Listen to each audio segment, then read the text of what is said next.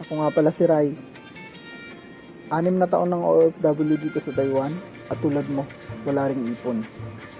At ito ang aking kwento. Unang araw nga pala ng ating duty sa panggabi at ito ang aking trabaho.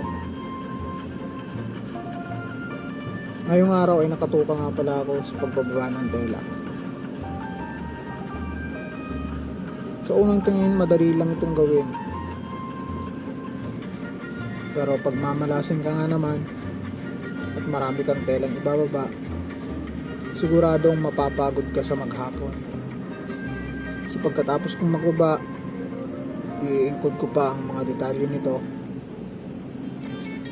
at ako na rin ang magdi-deliver. So ganito lang pala umiikot yung buhay ko bilang OFW factory worker dito sa Taiwan.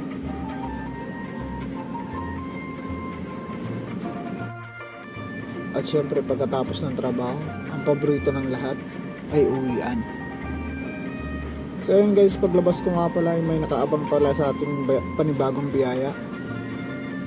So yun nga, napakabait pa rin sa atin ng Panginoon at pinigyan pa tayo ng panibagong kontrata. So ito, pumipirma nga pala ako ng panibagong kontrata. Another 3 taon nga pala ito. So mag-uumpisa uli ngayon yung ating pang-7 taon hanggang pang-9 na taon. Sadya nga namang abilis ng panahon. Akalain mo, naka-6 na taon na ako rito.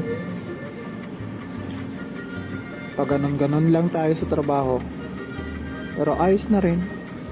Kahit pa paano, nakakaipon ng konti, nakakatulong sa pamilya natin.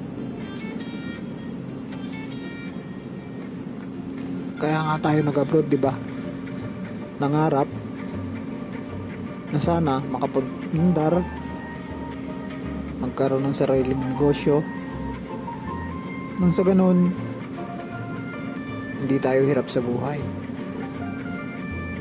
At makatulong na rin sa mga kapwa nating nangangailangan. So ayun, maraming salamat nga pala sa pakikinig no, sa wala kong kwentang kwento. Ayos. So ulitin, maraming salamat sa suporta.